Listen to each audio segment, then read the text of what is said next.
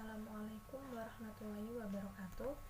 Di sini saya akan membahas tentang hubungan Omnibus Law (OSS) One Map Policy dengan Sistem Informasi Perencanaan dan GIS.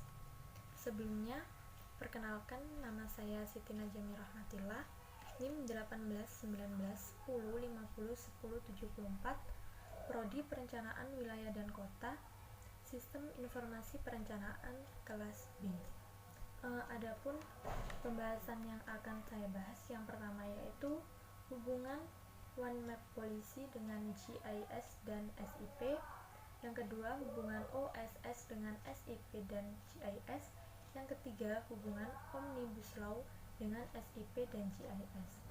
Yang pertama, saya akan membahas tentang sejarah One Map Policy. Adapun salah satu faktor utama dikeluarkannya kebijakan ini dikarenakan banyaknya konflik yang terjadi di Indonesia yang erat kaitannya dengan tanah atau lahan. Bahkan sejumlah instansi pemerintah pun memiliki peta dengan sektoran dan kepentingan kebijakan masing-masing. One Map Policy atau kebijakan satu peta muncul pertama kali pada rapat kabinet tanggal 23 Desember tahun 2010. Pengertian One Map Policy sendiri itu merupakan amanat dari pemerintah kepada Badan Informasi Geospasial atau biasa disingkat dengan BIG, yang bertujuan untuk mewujudkan penyelenggaraan informasi geospasial yang berdaya guna melalui kerjasama, koordinasi, integrasi, dan sinkronisasi, serta mendorong pengguna informasi geospasial penyelenggaraan pemerintahan dalam berbagai aspek kehidupan. Konsep kebijakan satu peta atau One Map Policy ini sebenarnya adalah penyatuan informasi, terlebih informasi peta yang diterbitkan oleh berbagai sektor ke dalam satu peta secara integratif. Dengan hal ini diharapkan kedepannya itu tidak ditemukan lagi kasus yang tumpang tindih karena lahan semua mengacu kepada satu referensi, satu standar, satu database, dan satu geoportal, yaitu dari Badan Informasi Geospasial.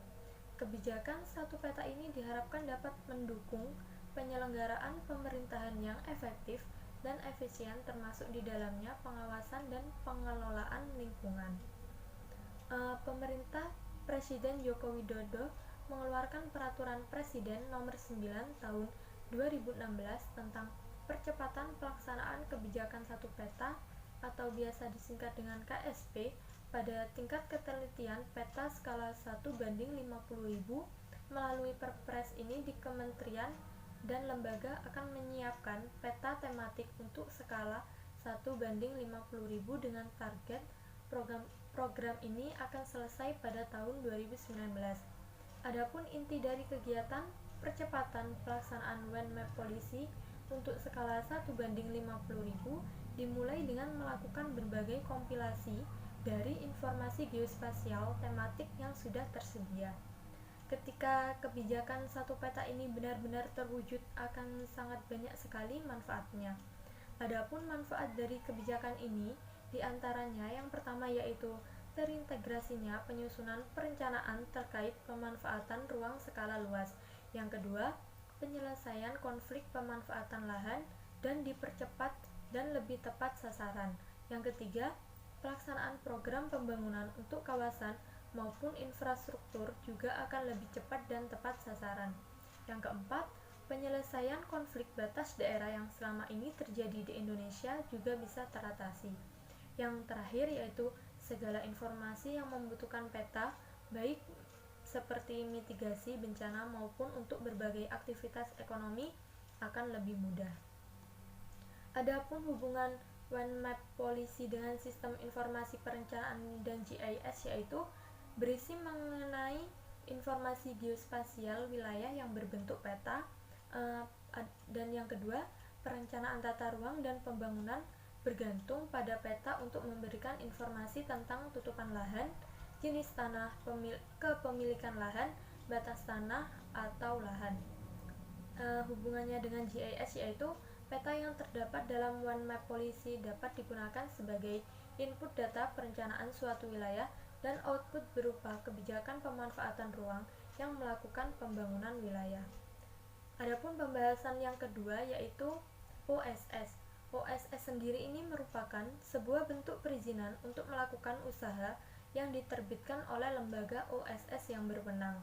Salah satu syarat penerbitan izin usaha pada OSS yaitu terkait dengan izin lokasi, IMB, dan izin lingkungan. Syarat ini dapat dipenuhi dengan melihat rencana zonasi pemanfaatan ruang dalam dokumen tata ruang yang berupa peta zonasi. Manfaat online single submission itu sendiri, yang pertama mempermudah pengurusan berbagai perizinan berusaha ataupun operasional usaha. Yang kedua, memberikan fasilitas bagi pelaku usaha untuk terhubung dengan semua pemangku kepentingan dan memperoleh izin secara aman, tepat, dan real time. Yang ketiga, memberikan fasilitas bagi pelaku usaha dalam melakukan pelaporan dan pemecahan masalah perizinan dalam satu tempat. Dan yang terakhir, memberikan fasilitas bagi pelaku usaha untuk menyimpan data perizinan dalam satu identitas berusaha. Adapun OSS dalam penataan ruang itu, yang pertama, dalam melakukan perizinan usaha dibutuhkan suatu persyaratan yang meliputi IMB, UPL, UKL, dan izin lokasi. Yang kedua, harus menyesuaikan dengan kebijakan tata ruang RDTR kabupaten ataupun kota. Saat ini dokumen tata ruang biasa disebut dengan RDTR sedang diintegrasi dengan sistem OSS dan harapan dapat mempermudah pelaku usaha untuk menjalankan usahanya. Hasilnya berupa peta digital yang mudah diakses oleh para pelaku usaha untuk menentukan lokasi kegiatan usaha agar mempermudah pengajuan izin lokasi. Pada peta digital ini isinya informasi sangat detail sehingga segala risiko seperti tumpang tindih dapat dihindari. Adapun pembahasan yang selanjutnya yaitu tentang Omnibus Law. Yang pertama, pengertian Omnibus Law sendiri itu merupakan satu undang-undang yang sekaligus merevisi beberapa undang-undang untuk menyasar isu besar di sebuah negara. Omnibus Law juga dikenal dengan undang-undang sapu jagat, yang dimaksud tersebut untuk merampingkan dan menyederhanakan berbagai regulasi agar lebih tepat sasaran. Omnibus Law sendiri itu akan mengubah puluhan UU yang dinilai menghambat investasi, termasuk diantaranya Undang-Undang Ketenaga Kerjaan. Setidaknya terdapat 74 undang-undang yang terdampak UU ini.